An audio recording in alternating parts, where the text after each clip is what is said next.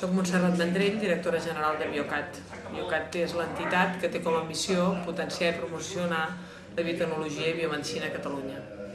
Com hem comentat avui, a Catalunya s'ha fet una inversió i un esforç molt important al llarg dels darrers 20 anys en recerca i som un país competitiu a data d'avui en recerca. Els nostres centres, les nostres universitats, els nostres hospitals es fa una recerca de qualitat competitiva arreu del món.